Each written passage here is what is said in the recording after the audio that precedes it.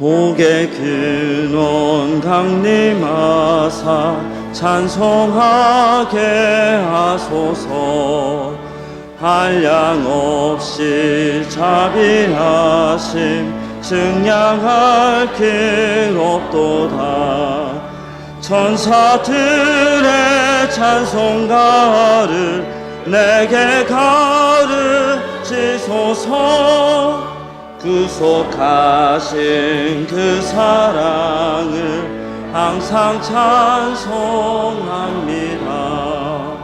주의 크신 공화가 이때까지 왔으니 이와 같이 천국에도 이르기를 바라네. 하나님의 품을 떠나 죄에 빠진 우리는 예수 구원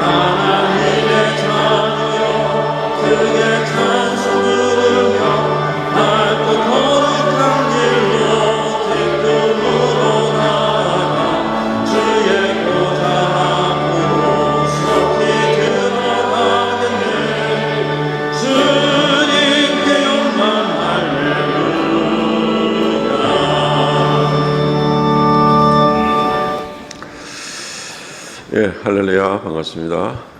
더위가 아직 며칠 조금 더 갈 것 같습니다. 끝까지 잘 인내하시고 우리가 예배 생활 가운데 주님께 더 가까이 나갈 수 있으면 좋겠습니다. 시간이 되었습니다. 묵상기도 드림으로 주일 일부 예배 시작합니다.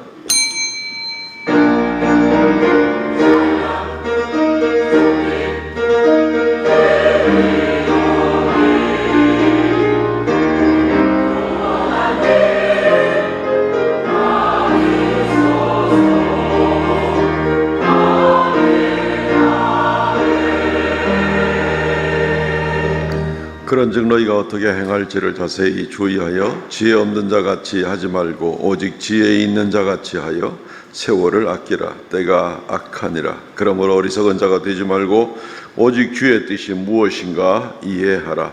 주 하나님 은혜를 감사하옵나이다. 오늘도 거룩한 성령을 허락하시고 한 주 동안 흩어져 우리의 삶을 감당하던 성도들이 한자리에 모여서 성회로 주 앞에 머리 숙여 경배하옵나이다. 이 시간 좌정하셔서 우리 예배를 받으시고 홀로 영광 찬송 받아 주옵소서. 주님은 우리의 주님이시오니 우리의 모든 무거운 짐들 연약한 짐들을 다 주님께 맡기고 주만 따르기 원하옵나니 긍휼을 베풀어 주시고 이 한 시간 주님의 위로와 주님의 평강과 성령 충만케 하심의 역사가 넘치게 하여 주옵소서. 새롭게 시작하는 한 주간 오직 주님과 동행하는 귀하고 복된 성도들 그 가정들 다 되게 은혜 다하여 주옵소서. 예배의 시종을 주 앞에 의탁하옵고 예수님 이름으로 기도하옵나이다. 아멘.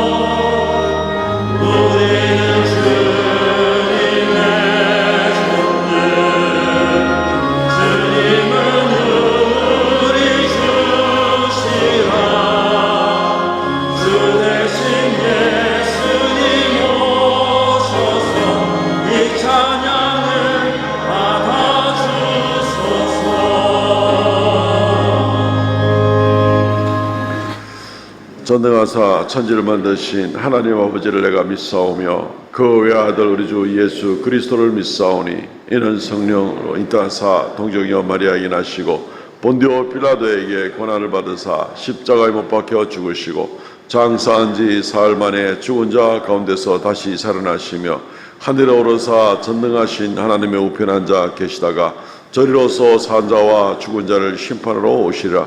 성령을 믿사오며 거룩한 공예와 성도와 서로 교통하는 것과 죄를 사하여 주시는 것과 몸이 다시 사는 것과 영원히 사는 것을 믿사옵나이다.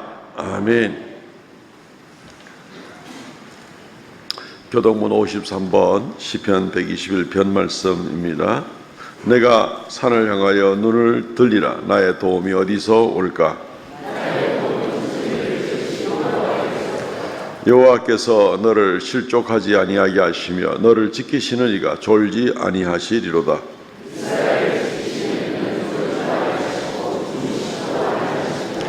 여호와는 너를 지키시는 이시라. 여호와께서 내 오른쪽에서 내 그늘이 되시나니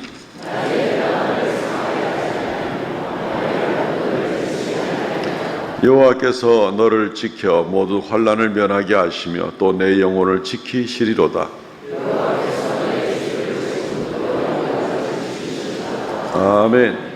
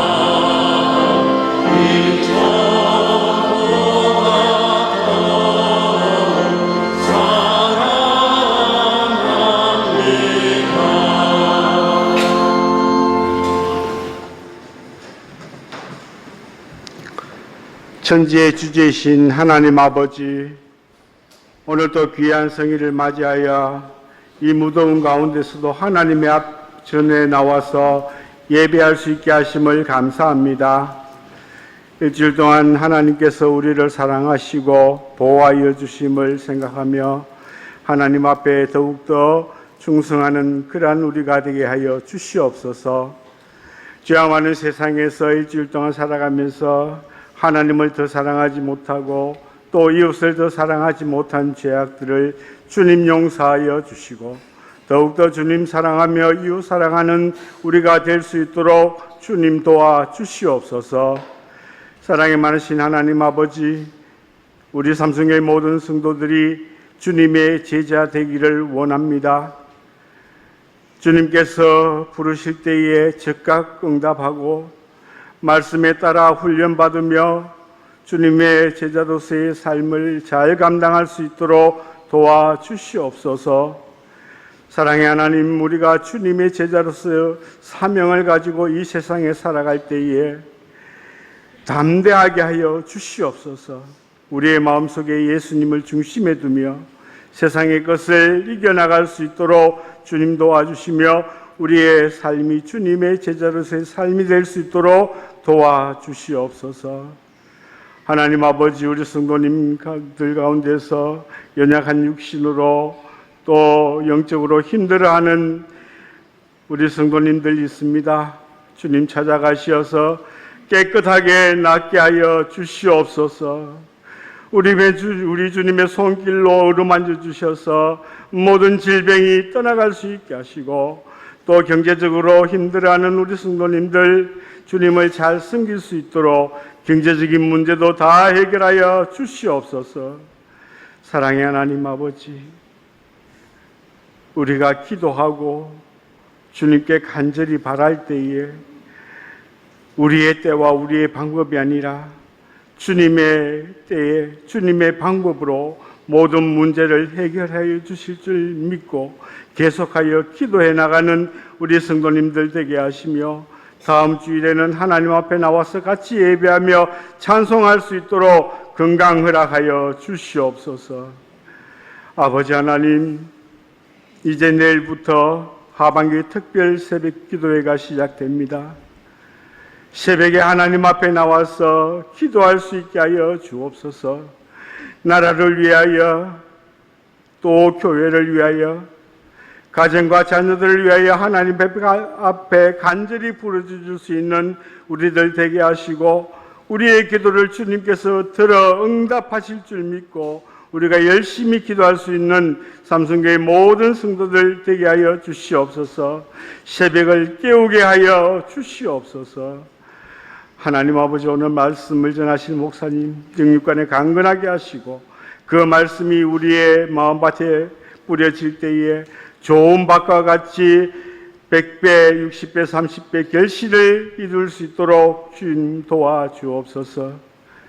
하나님의 성우를 찬양하는 우리 호산나 찬양대 열심히 준비해 하나님께 찬양을 드립니다. 주님 영광 받으시고 우리 성도님들에게 큰 은혜의 시간 되게 하여 주시옵소서. 하나님 아버지, 주일을 성수하는 데 있어서 여러 곳에서 숨은 봉사자들이 많이 있습니다. 하나님께서 100배의 축복을 허락하여 주시옵소서. 우리의 온 마음과 우리의 온 영을 다하여 주님을 찬송할 수 있게 하시고 예배하는 이 시간 되게 하시며 마귀가 일절 틈타지 못하도록 주님 도와주시옵소서. 예수님 이름으로 기도하옵나이다. 아멘.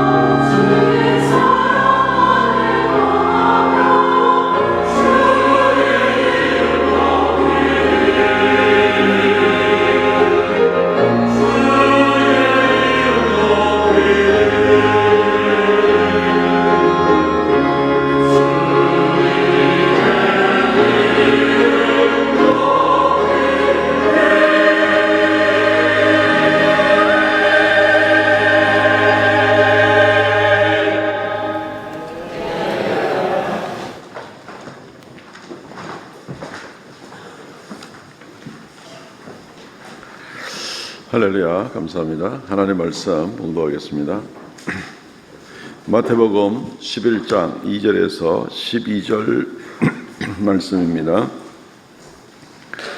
요한이 옥에서 그리스도께서 하신 일을 듣고 제자들을 보내어 예수께 여짜오되 오실 그이가 당신이 오니이까 우리가 다른 일을 기다리오리이까. 예수께서 대답하여 이르시되 너희가 가서 듣고 보는 것을 요한에게 알리되 맹인이 보며 못 걷는 사람이 걸으며 나병 환자가 깨끗함을 받으며 못 듣는 자가 들으며 죽은 자가 살아나며 가난한 자에게 복음이 전파된다 하라. 누구든지 나로 말미암아 실족하지 아니하는 자는 복이 있도다 하시니라.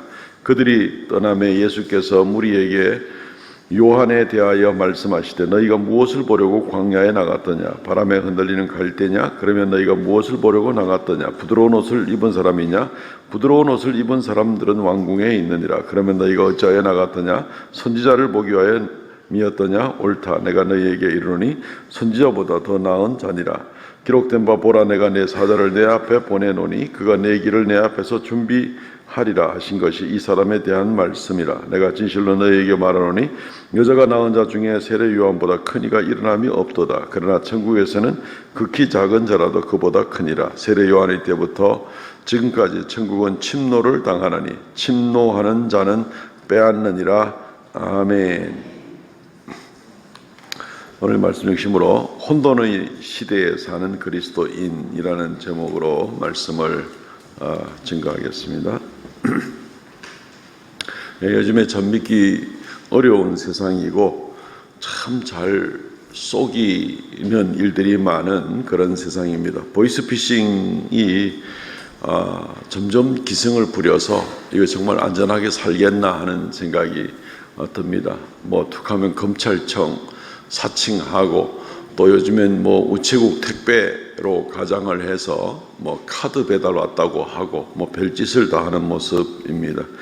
1년에 한 1965억 원 정도가 이 일로 인해서 피해를 입습니다. 이게 2023년도 작년 말에 그런 자료가 되겠습니다. 작년 한 해 동안 11,503명이 피해를 입어서 1,900억이 넘게 손해를 봤으니 속아서 1인당 한 1,700만 원 정도씩 손해를 보는 그런 일들이 생겼다고 합니다. 평균으로 보면 그렇습니다. 그 20대, 30대 아주 한참 지혜롭고 똑똑한 친구들인데 이런 20대, 30대들도 적지 않게 이 보이스피싱을 당하는 일들이 많이 있다 그럽니다. 1900억 중에서 한 135억 정도는 20, 30대가 당하는 피해라고 하니까 정말 얼마나 이 보이스피싱이 교묘한지를 볼 수 있습니다. 물론 보이스피싱을 제일 많이 당하는 소위 호구라 그럴까요? 뭐 검사도 호구가 되는 수가 있는데 어쨌든 제일 많이 보이스피싱을 당하는 사람들은 60대 이상 노령층이 되겠습니다. 36% 이상이 다 이 60대 이상이 된다고 하니까 이거 뭐 세상 어떻게 돌아가는지도 모르고 정말 빠르게 변하는데 이런 보이스피싱을 당하면은 정말 피해가 나도 모르게 쏘는 수가 많죠. 요즘에는 심지어 보니까 무슨 뭐 AI를 이용을 해서 이 목소리 변조하는 일들도 이제 많이 나옵니다. 그래서 누구한테 전화가 오면은 내 목소리가 30초만 상대편한테 녹음이 되면 그걸 자료로 해서 그 내 목소리로서 무슨 말이든지 만들어내는 소위 말하는 딥 보이스라는 것을 지금 뭐 휴대폰에만 앱만 깔아도 만들 수 있는 이런 식이 되는데 뭐 예를 들어서 뭐 딸이나 아들 목소리를 한 30초 녹음을 해가지고 그걸로 이제 온갖 말을 해가지고 이제 엄마 아빠한테 전화를 해서 엄마 내가 지금 누구 보증을 섰는데 지금 이렇게 급하게 돈이 좀 필요해, 돈이 좀 붙여주세요. 이러면은 이거 그냥 여지없이 내 딸 목소리고 내 딸 억양이고 사투리고 그대로 그냥 뭐 100% 그 목소리를 해서 오는데 거기 안 쏘가 넘어갈 방법이 없는 거죠. 어쨌든 그런 일 안 당하고 그런 일이 있으면은 반드시 뭐 검찰청이면 검찰에 전화해 보시고 딸이 전화 왔으면 딸한테 직접 전화를 해 보시고 그래서 확인을 해서 이것이 사기인지 아닌지 우리가 지금 정신을 바짝 차려야 되는 그런 시대에 우리가 살고 있습니다. 눈 뜨고 코베 간다고 하는 그런 말이 있었는데 지금은 정말 멀쩡히 눈 뜨고 당하는 이제 그런 일들이 얼마나 많은지 모릅니다. 믿지 못할 세상이다라는 겁니다. 요즘에는 정치인들이 하도 자기들의 어떤 당리당략에 앞서 있고 또 꼭 무슨 양대 정당이 아니라도 자기들의 정치적 이권을 위해서 주장하는 일들을 보면은 어디를 믿고 어디를 쫓아가야 될지 모릅니다. 최근에는 이 건국절이냐 또는 광복절이냐 바로 지난 주간에 있었던 사건들 가운데 보면은 이게 도대체가 건국절은 뭐고 광복절은 뭐고 그런 것도 모르고 살아가긴 했는데 따지고 보면 이게 이제 중요한 일이 되는 거죠. 우리나라 건국일을 1919년 3.1절 만세운동부터 시작할 거냐 아니면 1948년 5월에 생긴 대한민국 정부 수립부터 시작할 거냐, 이거 굉장히 우리한테 중요한 거고 우리 자부심이고 대한민국 국민으로서. 근데 이 일에 대해서 이제 이 앞선 이 나라의 이 정치 지도자들이나 이런 사람들이 온갖 소리를 하면서 지금 오히려 혼돈하게 만드는 일들을 보게 되는 것이죠. 어떤 사람은 김구 선생을 테러리스트라고 하지를 않나 별 소리가 지금 다 나오고 있는 그런 모습입니다. 강제동원돼 가지고 평생을 모욕 가운데 살았던 위안부들을 가지고 무슨 직업 여성이라고 하는 사람들도 있지를 않나. 정말 우리는 정신을 바짝 차리고 살아도 도대체 우리 정체성이 뭔가, 우리의 뿌리는 뭔가, 정말 우리 민족의 자긍심은 뭔가, 정말 혼동하고 살 수밖에 없는 못 믿을 세상 가운데 지금 우리가 살고 있다 하는 것을 우리가 잘 느끼게 되는 겁니다. 그리스도인들이 이러한 시대에, 혼돈의 시대에 우리가 어떻게 살아야 될 것인가? 우리가 세상의 모든 것을 다 파악하고 모든 것을 주도하고 모든 것을 바로세우고 아마 이런 건 힘들 겁니다. 그러나 우리가 반드시 붙들고 나가야 될 몇 가지 원리를 오늘 본문을 통해서 살펴봄으로 이 혼돈의 시대이지만 그리스도인이 그리스도인으로서의 올바른 삶, 기본적인 삶만은 흔들리지 않는 가운데 나갈 수 있는 그런 우리의 입지를 지키고 나가야 되겠다라고 생각이 되는 것입니다. 세 가지 문제를 생각해 봅니다. 우리가 제일 먼저 생각할 것은 첫째, 예수가 누구인가 하는 부분들을 아무리 세상이 혼란스러워도 예수가 누구인가 하는 것은 좀 분명하게 우리가 생각하고 붙들어 놓고 나가야 될 그럴 일이 되는 겁니다. 우리 그리스도인들마저도 이런 부분에 혼동이 생길 수가 있기 때문에 그렇습니다. 예수가 누군 줄 내가 모르나 내가 수십 년 동안 예수 믿고 왔는데 하는 그런 모습을 보게 됩니다. 그러나 오늘 성경 본문에 나오는 이 혼돈의 시대에 살아갔던 세례 요한 같은 사람도 예수가 누구인지에 대해서 혼동한 적이 있던 것을 우리가 생각하면 이게 남의 일이 아니구나 하는 것을 우리가 생각해 보게 되는 것이죠. 세례 요한은 예수님을 세상에 증거하기 위해서 이 땅에 태어난 사람이고 그것이 미리 예언까지 이 세례 요한에 대해서 있었던 바로 그런 사람입니다. 이사야 40장 3절 말씀에 외치는 자의 소리여 이르되 너희는 광야에서 여호와의 길을 예비하라, 사막에서 우리 하나님의 대로를 평탄하게 하라. 세례 요한은 이 이사야 43장 기원전 8세기 때의 이 예언을 가지고 800년 후에 태어나서 이 예언을 이루어 나간 정말 예언된 사람이었습니다. 광야에서 여호와의 길을 예비하라. 광야에서 여호와의 길을 예비하라.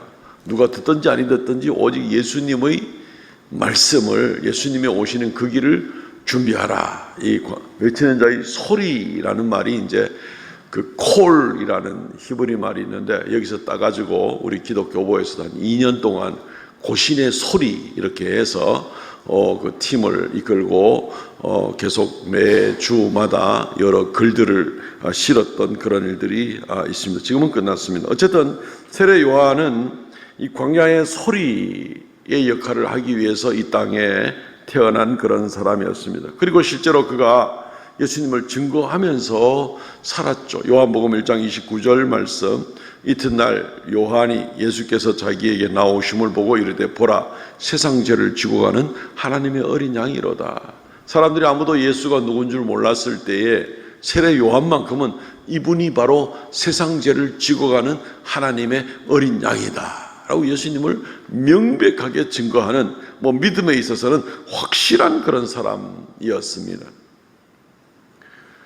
분명한 사람이고 충성스러운 사람이었습니다. 그런데 오늘 우리 마태복음 11장에 있는 말씀을 보면 세례 요한이 이렇게 확고부동한 증거자였던 세례 요한이 흔들리는 그런 모습을 우리가 보게 되는 겁니다. 말씀을 계속 봅니다. 마태 11장 2절 3절 말씀.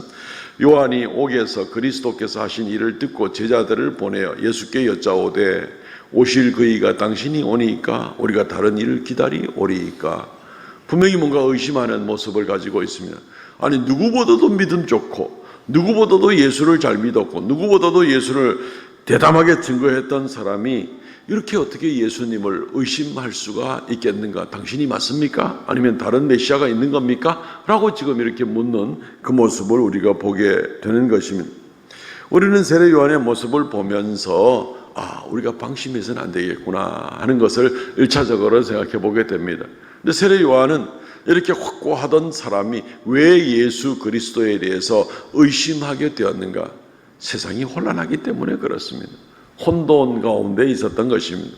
세례 요한 때의 사람들은 메시아가 오시면 이 로마의 압제에서 헤롯 이 당국의 이 정말 압제에서 벗어나서 정말 하나님의 완전히 다스리는 유토피아가 이루어질 것으로 그렇게 기대를 했습니다. 그게 얼마나 좋은 얘기입니까? 얼마나 이 세상에 완전한 평화가 오고 살기 좋은 나라가 되는 것이 얼마나 좋은 일입니까? 그렇기 때문에 세례 요한도 거기에 대해서 영향을 받은 것 같습니다. 세례 요한뿐입니까?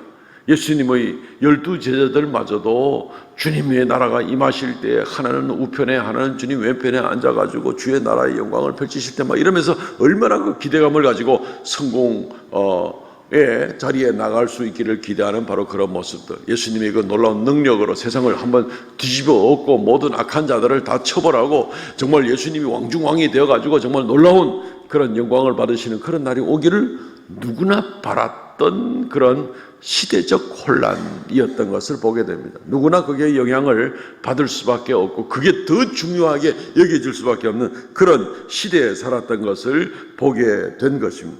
요한도 여기에 영향을 받을 수 있었다는 것입니다. 누구보다도 믿음이 확고부동하였던 그런 요한인데도 역시 그러한 유혹을 받을 수가 있고 그래서 예수님에 대해서 의심하는 모습을 우리가 보게 되는 것입니다. 예수님께서 이 요한에게 이렇게 대답을 해주고 있습니다. 11장 오늘 읽은 5절과 6절 말씀. 맹인이 보며 못 걷는 사람이 걸으며 나병 환자가 깨끗함을 받으며 못 듣는 자가 들으며 죽은 자가 살아나며 가난한 자에게 복음이 전파된다 하라. 지금 내 주변에 이런 일들이 일어나고 있다고 전해라. 이게 무슨 말인가 하면은 구약 성경에 계속해서 메시아가 오겠다, 구세주가 오겠다, 오셔서 어떤 일을 할 것인가에 대한 예언된 부분들이 있습니다. 그 예언의 부분을 보면은 이사야 26장 19절에는 죽은 자가 살아나겠고, 이사야 35장 5절에는 그날에는 소경이 밝히 보게 되겠고, 이사야 42장 7절에는 귀머거리가 듣게 되겠고, 이사야 61장 1절에는 가난한 자에게 복음이 전파되리라. 메시아가 오면 그런 일이 일어나리라 라고 얘기하고 있습니다. 그래서 예수님이 지금 마태 11장 5절 6절에 지금 내 주변에서 이런 일들이 일어나고 있다라고 전해 주어라 라고 얘기를 하고 있습니다. 그리고 이 말은 구약의 이사야서의 말씀을 기억하고 있는 사람들에게는 메시아가 오시면 바로 이런 일을 행하시겠다고 하는 그 일이 그대로 완벽하게 이루어지고 있다는 것을 전해주라는 얘기입니다. 다른 말로 하면은 예수님이 바로 그 메시아가 맞다. 구약에서 말씀하시던 그 일을 내가 지금 하고 있지 않느냐라고 이야기를 해주고 있는 것입니다. 사람들이 생각에는 메시아가 오면은 1, 2, 3, 4, 5 이런 일들을 쭉 하실 거라고 얘기를 했는데도 불구하고 그것과는 관계없이 메시아가 왔으니 우리가 바라는 거를 좀 해줘야 되지 않겠습니까? 나라를 뒤집어 엎어서 모든 악한 자들을 오늘 하루에 다 심판해 주시고 헤롯 땅과 저 로마 제국도 다 쓰러뜨려 주시고 예수님 다른 사람은 다 출세하게 해주시고 이거 우리가 원하는 바인데 메시아가 오면 그렇게 해주셔야 되지 않겠습니까? 예수님 말씀은 핀트가 다른 거죠. 구약에서부터 메시아가 오면 이런 일들이 이루어지리라 했는 그 일을 내가 지금 이렇게 지금 하고 있지 않느냐, 이것을 전해 주라고 이야기를 하고 있습니다. 맹인이 보며 못 걷는 자가 걸으며 나병 환자가 깨끗함을 받으며 못 듣는 자가 들으며 죽은 자가 살아나며 가난한 자에게 복음이 전파된다 하라. 메시아가 오시면 이런 일을 하시게 될 것을 정확하게 주님께서 세례 요한에게 전해주라고 말씀을 하고 있는 것입니다. 세례 요한은 다시 한번 예수님이 말씀을 듣고 아마 안심하고 마지막 때까지 그 목이 잘려서 순교하기까지 그 자기의 직분을 잘 지키고 나갔던 것이 틀림이 없습니다.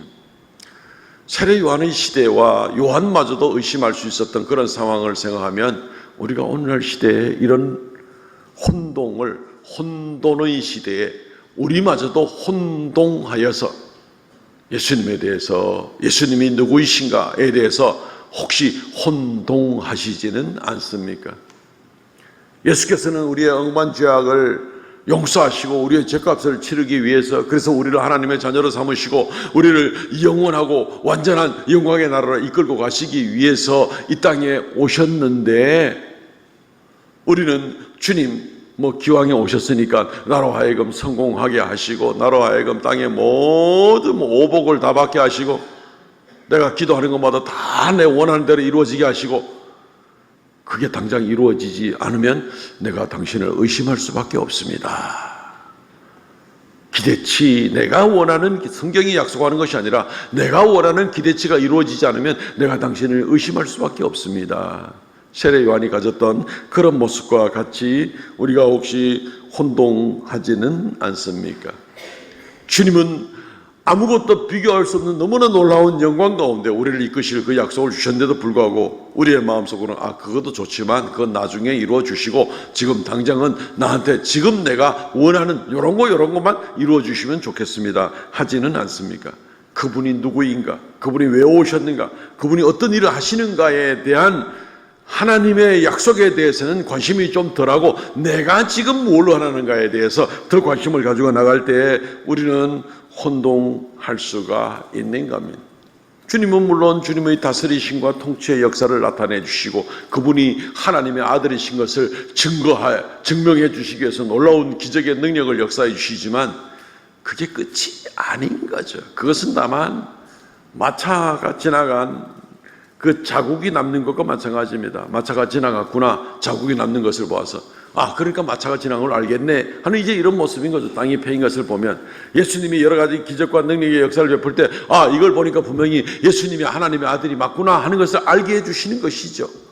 그런데 사람들은 그 마차에 타고 있는 사람의 누군가는 관심이 없고 마차 바퀴 자국만 관심이 있는 모습이 얼마든지 있다는 것입니다. 놀라우신 왕, 큰 주인이 오셨는데 그분의 오심보다도 그분의 마차 자국에만 혹시 욕심을 내면서 그 마차에 탄 주인에게는 관심이 없는 것은 아닌가. 혼동의 시대에 우리가 얼마든지 혼동할 수가 있습니다.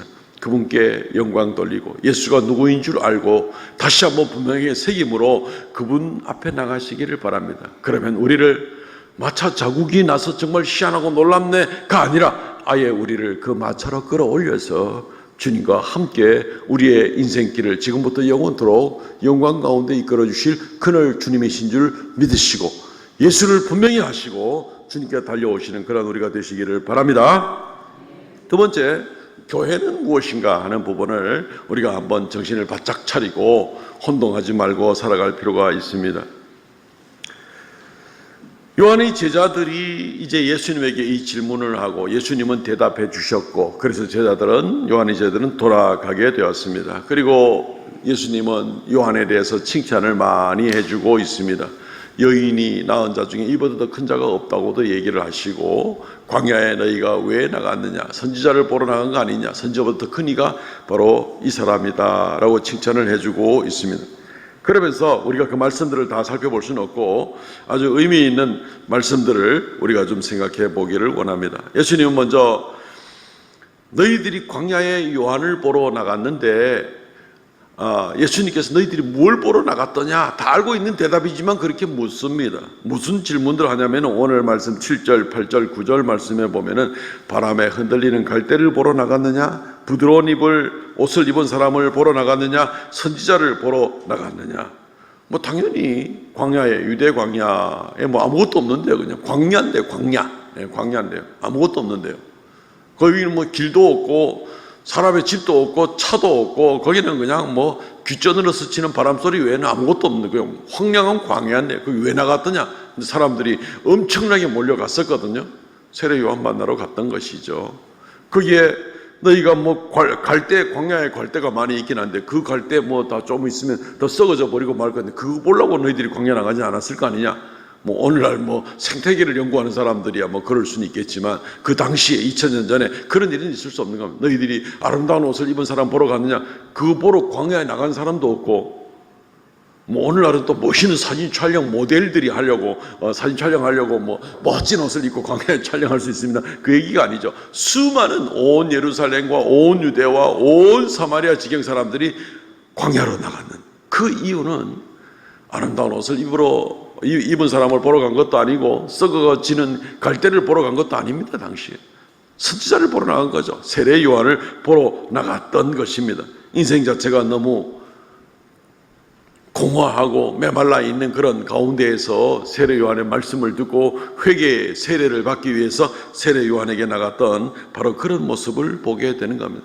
다 아는 대답입니다. 주님께서 그래서 이것을 너희가 왜 나갔더냐? 선지자를 보러 나간 거 아니냐? 맞다. 너희가 선지자 보러 나갔었다 라고 얘기합니다.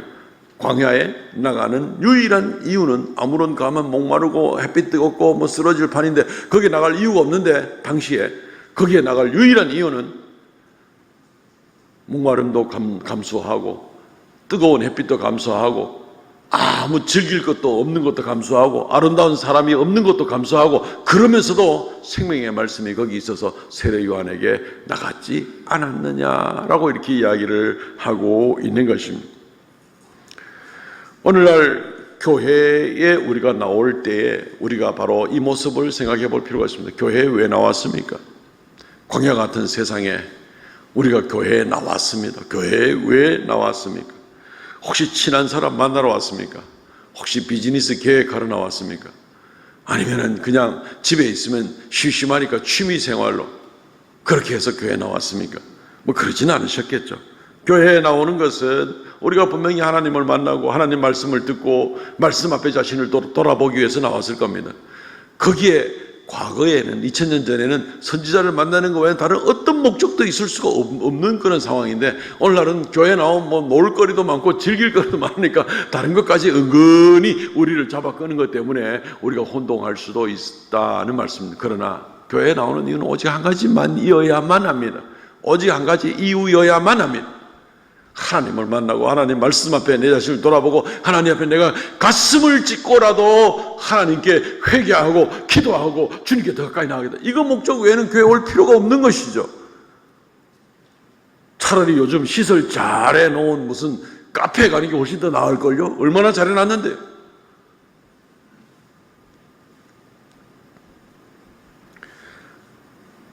몸은 교회에 나오면서 마음은 하나님에 대한 간절한 사모함이 없으면 공허하게 됩니다. 교회에 와서도 아무것도 얻어가지를 못하게 되는 겁니다. 교회에 들어올 때 마음이나 나갈 때 마음이나 공허하기는 마찬가지고 메마르기도 마찬가지고 왜요? 하나님을 만나지 못했기 때문에 그렇습니다. 하나님을 사모하고 쫓아오지도 않았기 때문에 그렇습니다. 딴 생각 가지고 교회 오게 될 때 아무런 의미가 없는 그런 것을 우리는 생각해 볼 수가 있는 것입니다. 교회에 부드러운 옷, 멋있는 옷 입은 사람 보려고, 인물 잘난 사람 보려고 교회에 왔습니다. 그것도 의미 없습니다. 교회 바깥에 훨씬 더 아주 멋진 옷 입고 더 멋진 사람들 얼마든지 많습니다.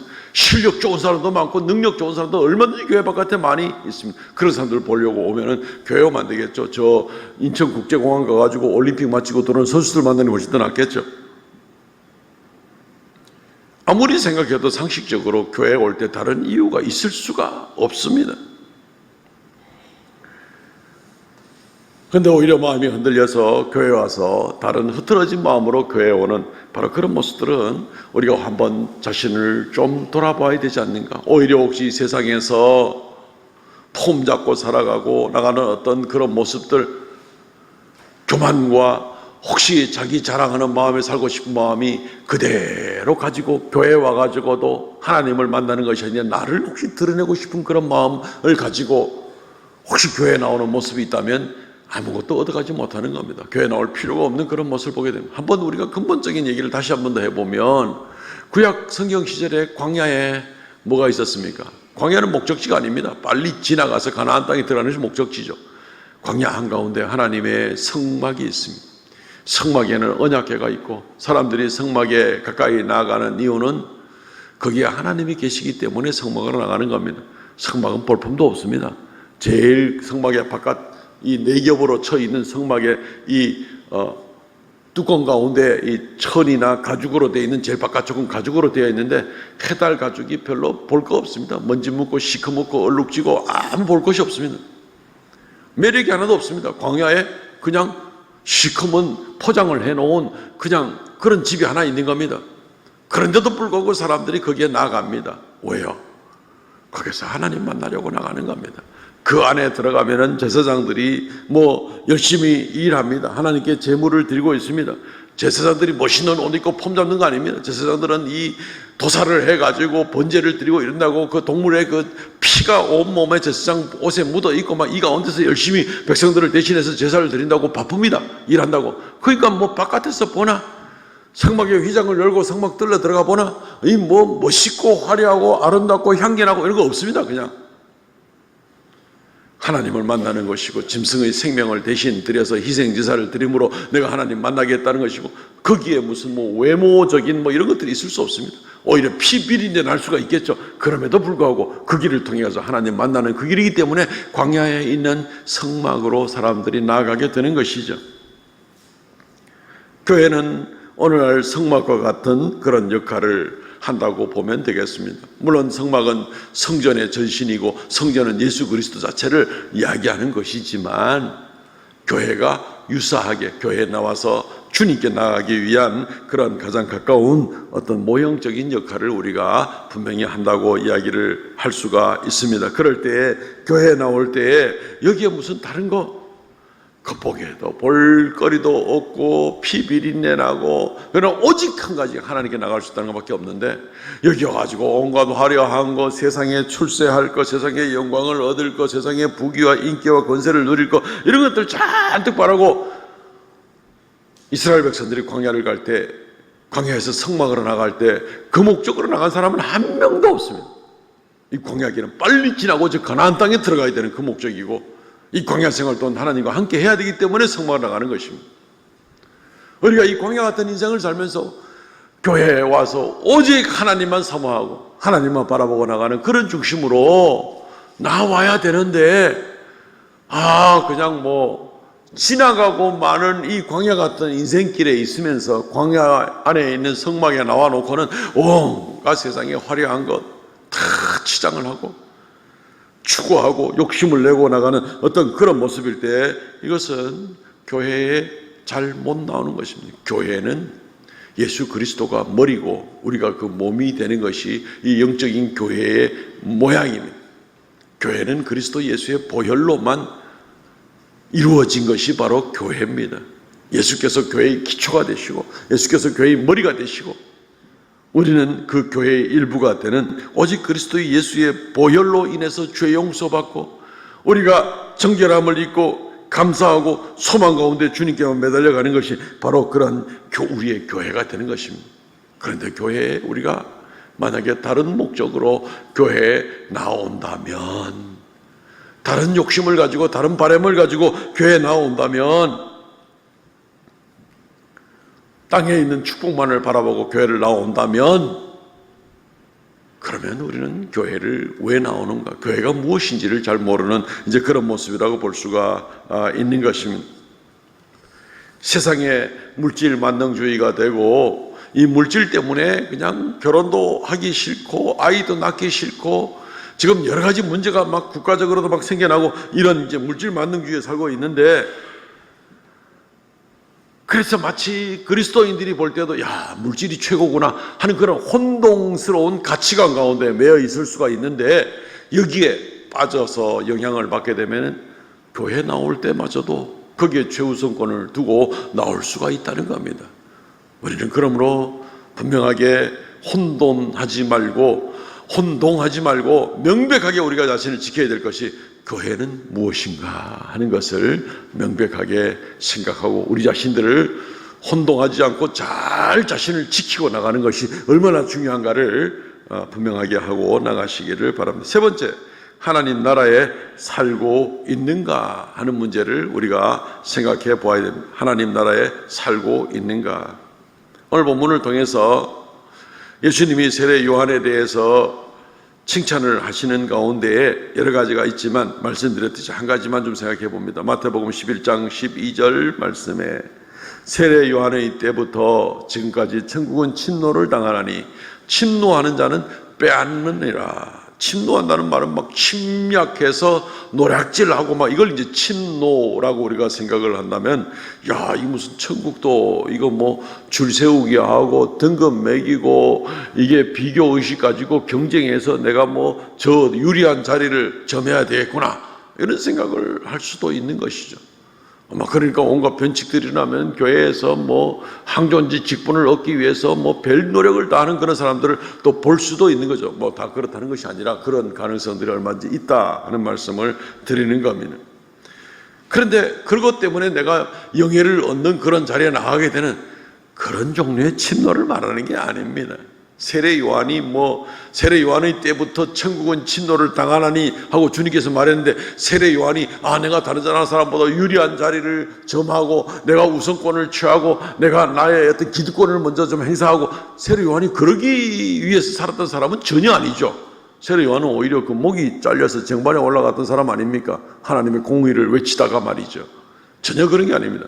예수님께서 세례 요한의 때부터 천국은 침노를 당하나니 전혀 이 세상의 비교의식과 탐욕으로 나가는 그런 천국은 침노를 당하나니가 아니라, 세례 요한에게 있어서 천국은 침노한다는 얘기는 무슨 뜻인가 하면은, 천국은 세례 요한 때처럼 목숨을 바치고라도 오직 하나님의 나라의 일을 감당하고 싶은 그 열정과 사모함을 가지고 나가는 사람들에게 침노를 당한다 하는 이런 뜻입니다. 그 침노를 당한다는 얘기는 그렇게 들어오는 침략하고 노략질하는 사람을 막을 수가 없듯이, 세례 요한이 그렇게 열정을 가지고 하나님을 사모하고 나갈 때 얼마든지 그에게 놀라운 하나님의 은혜와 영광의 역사가 그에게 주어지게 된다라는 이제 이것을 얘기해 주고 있는 겁니다.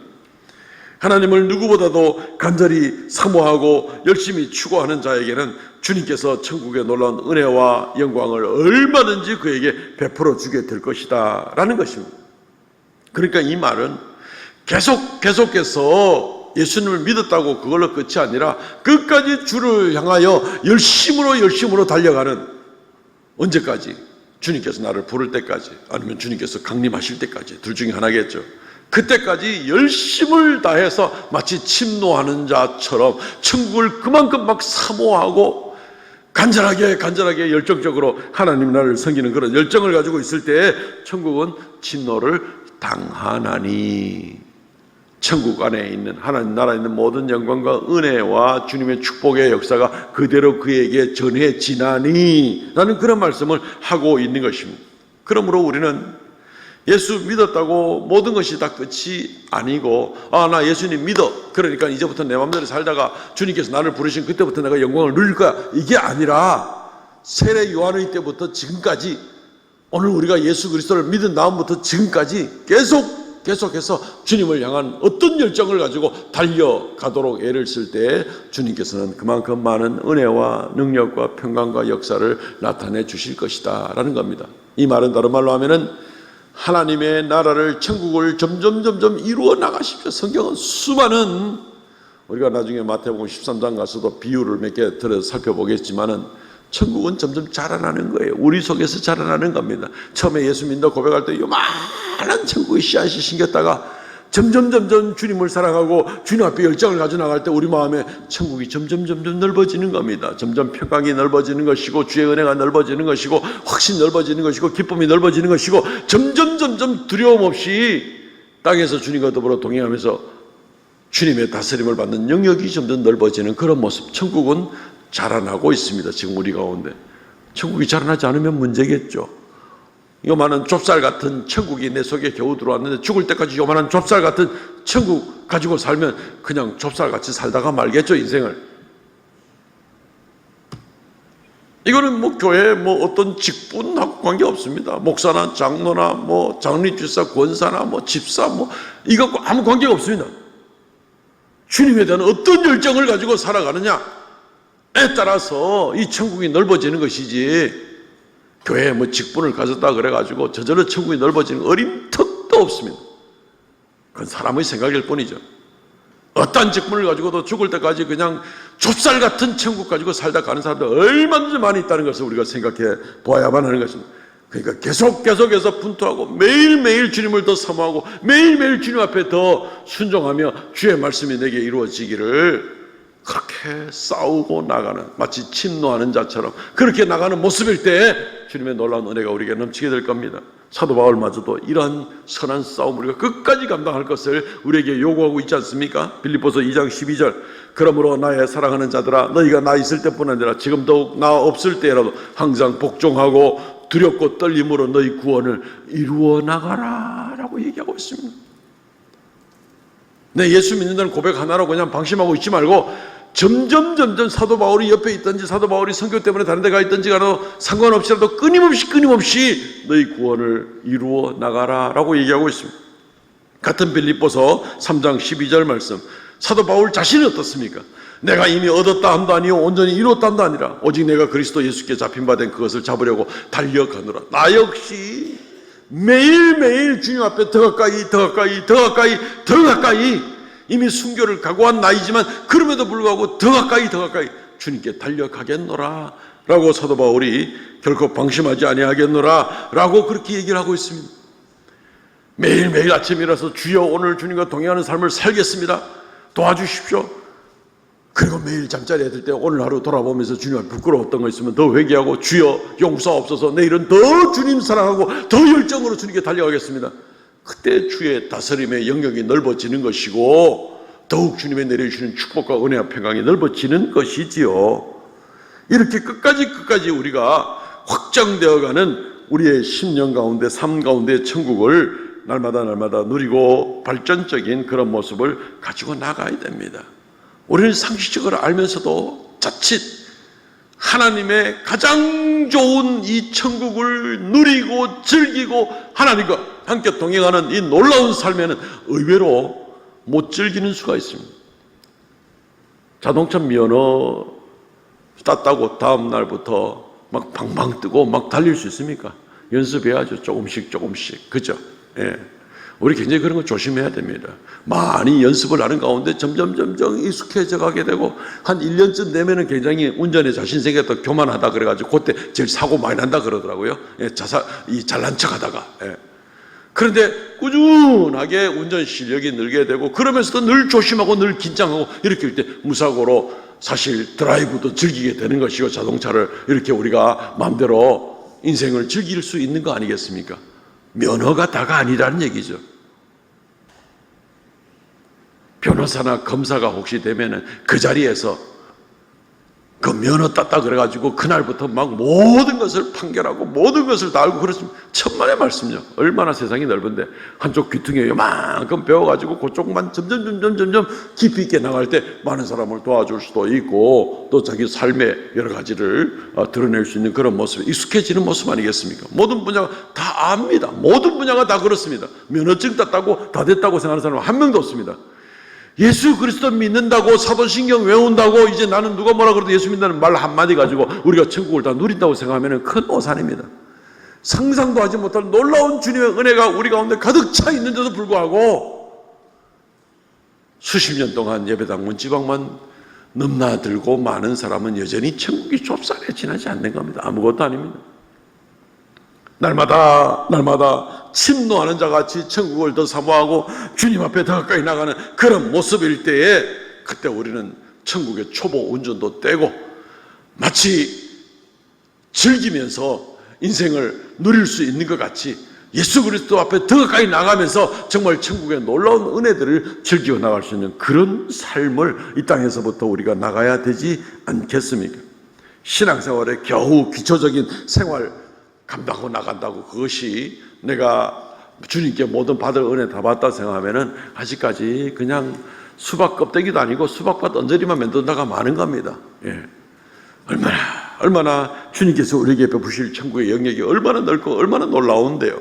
그렇기 때문에 땅에서 살면서 하나님 나라에 살기를 애를 쓰시기를 바랍니다.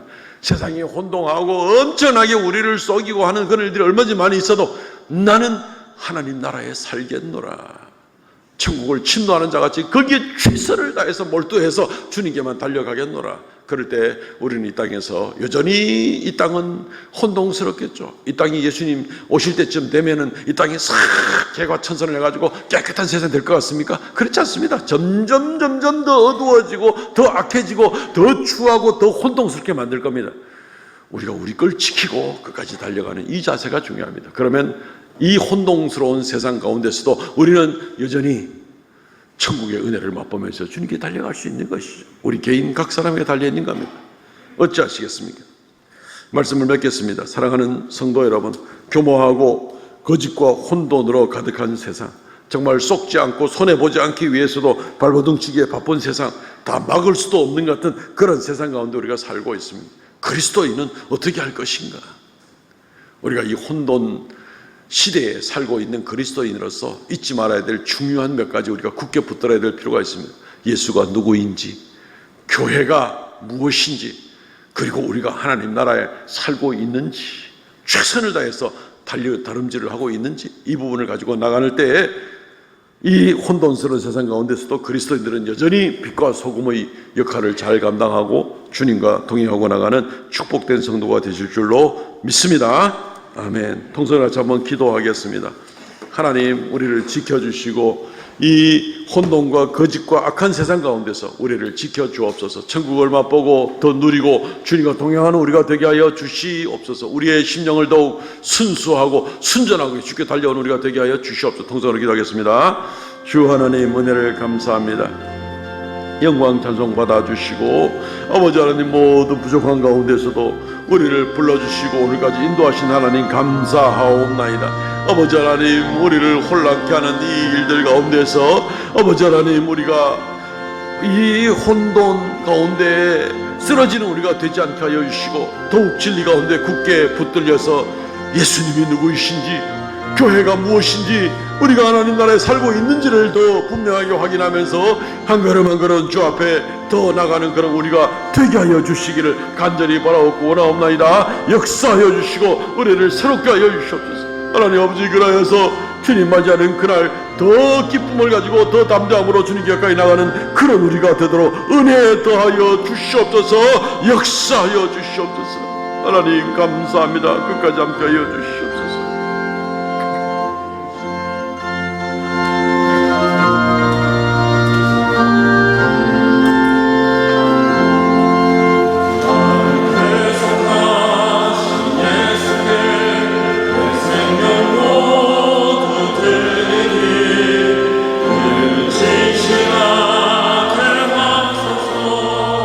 내 구주 예수여, 나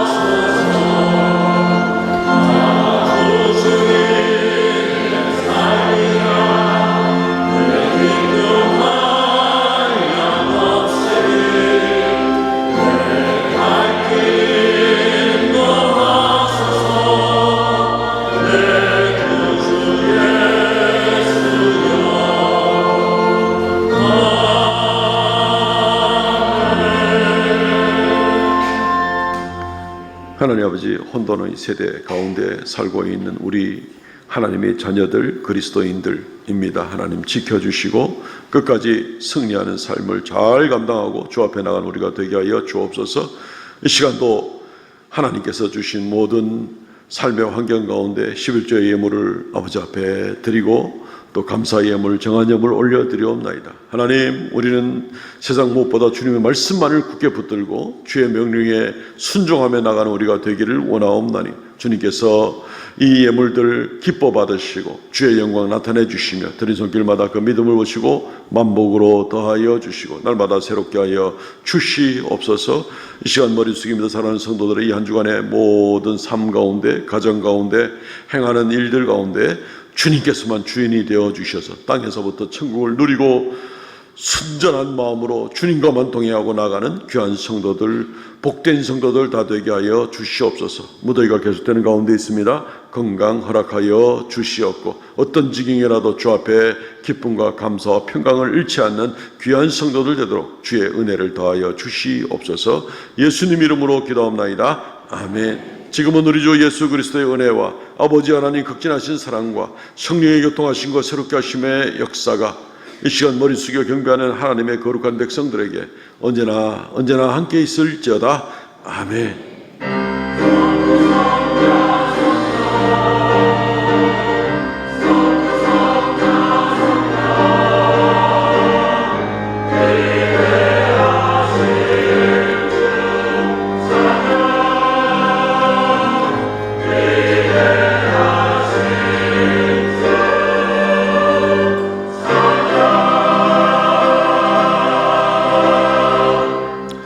아멘. 예배를 마쳤습니다. 성도의 교제 시간입니다. 전우자로 인사합시다. 오직 예수입니다. 오직 예수입니다. 오직 예수입니다. 할렐루야. 주보를 참조해 주십시오. 간단하게 광고 드립니다. 이번 주 읽을 말씀 사무엘서, 그리고 오후 예배는 SFC 헌신 예배로 드립니다. 모자이크 교회, 부산 모자이크 교회에 섬기시는 정하태 목사님 오셔서 말씀 전해 주시겠습니다.